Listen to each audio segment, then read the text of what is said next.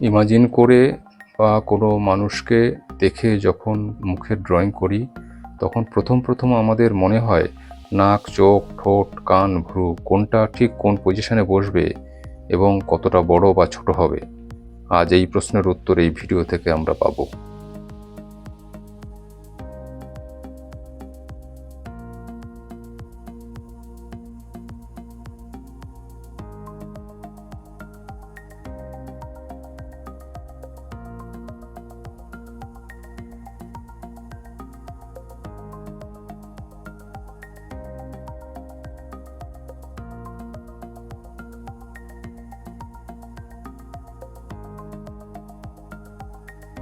গোল আকৃতির অংশটার সাথে ইউ আকৃতির অংশটা জুড়ে যে শেপটা তৈরি করলাম, এটার উপরে এবং নিচে একটা দাগ টেনে নিলাম এবং এর লম্বালম্বিভাবে মাঝখানে একটা দাগ টানলাম এবং এটাকে এই লম্বালম্বি দাগটাকে কয়েকটা পার্টে ভাগ করলাম।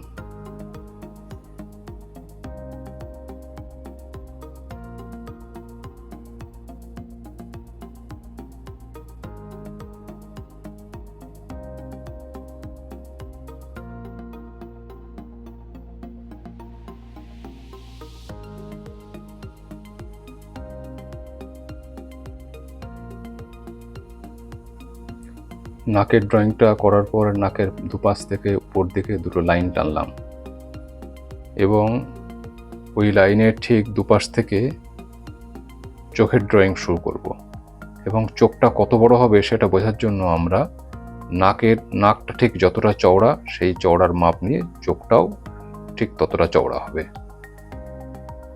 নাক যতটা চওড়া বা যত ওয়াইড, চোখ একটা চোখও ঠিক ততটা ওয়াইড বা ততটা চওড়া। নাকের ড্রয়িং করার পরে আমরা মুখের ড্রয়িংয়ের মাপ পেয়ে যাব। নাকটা ঠিক যতটা চওড়া তার থেকে মুখের যে ওয়াইডনেস সেটা একটু বেশি হবে।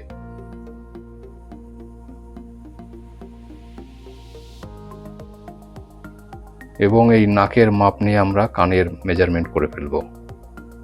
নাকটা ঠিক যতটা লম্বা, কানও ঠিক ততটাই লম্বা। নাকের লেন্থের সমান কানের লেন্থ। আমরা এই নাকের মাপের সাথে কম্পেয়ার করে মুখের অন্যান্য পার্টের মাপগুলো আমরা সুন্দরভাবে করতে পারি। মাথার উপরের অংশ আর থুতনির নিচ অংশ এই বরাবর যে মাপটা রয়েছে এর মাঝামাঝি অংশে চোখ। যে আড়াআড়ি লাইনটা দেওয়া হয়েছে সেটা দেখে আমরা বুঝতে পারছি। আর চোখ আর থুতনির মাঝামাঝি অংশ নাকের নিচের পজিশনটা। নাকের নিচ থেকে থুতনির নিচ পর্যন্ত যে অংশটা তার মাঝামাঝি যে দাগ রয়েছে সেই দাগের উপরের অংশে ঠোঁট।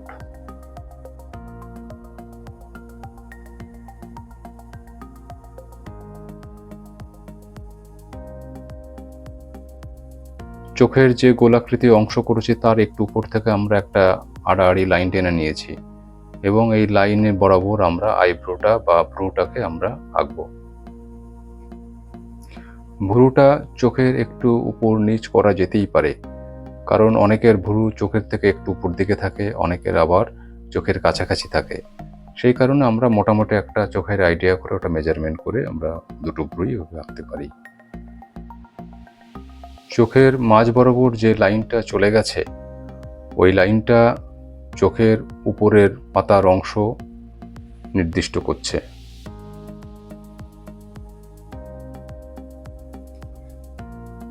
মুখের ড্রয়িং করতে গিয়ে যে মেজারমেন্টের কথাগুলো বললাম সেটা বিগিনারদের জন্য অত্যন্ত প্রয়োজনীয়। এই মেজারমেন্টকে ছবির গ্রামার বলা যেতে পারে। এই মেজারমেন্টগুলো বারবার প্র্যাকটিসের ফলে চোখে যখন সেট হয়ে যাবে পরবর্তী ক্ষেত্রে তখন এতটা মাপজোপের জন্য আর এতটা হেল্পিং লাইনের প্রয়োজন পড়বে না।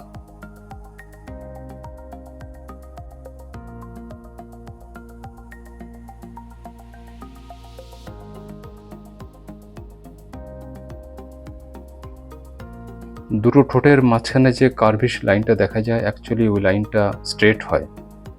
উপরের ঠোঁটের ছায়াটা নিচের ঠোঁটে পড়ে বলে আসলে দেখতে ওরকম লাগে।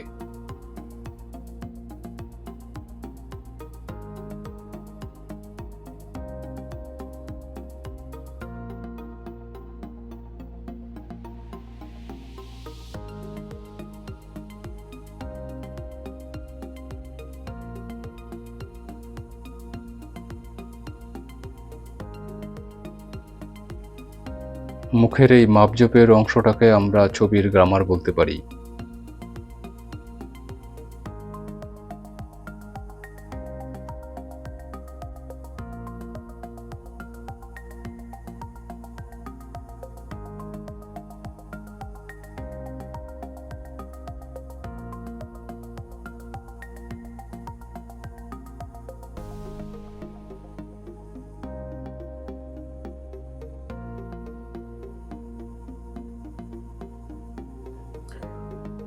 আমরা মেজারমেন্টের জন্য যেসব হেল্পিং লাইনগুলো টেনেছিলাম, এবার সেগুলি ইরেজ করে দিয়ে আমরা ফাইনাল ড্রয়িংয়ের দিকে যাব। এখানে আমরা ড্রয়িংটাকে আরও ডিটেলসের দিকে নিয়ে যাব।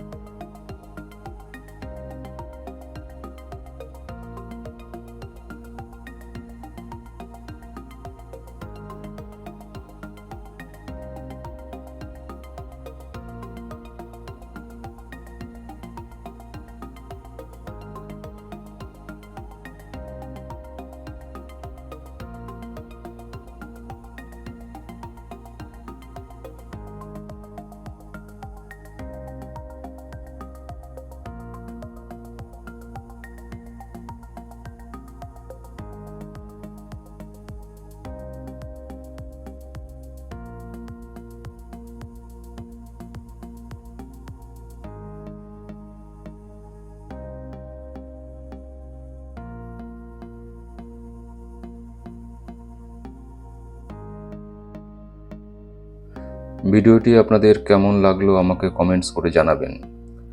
ভিডিওটি ভালো লেগে থাকলে লাইক, শেয়ার করুন এবং সাবস্ক্রাইব করুন, যাতে পরবর্তী ভিডিও আপনাদের কাছে পৌঁছে দিতে পারি।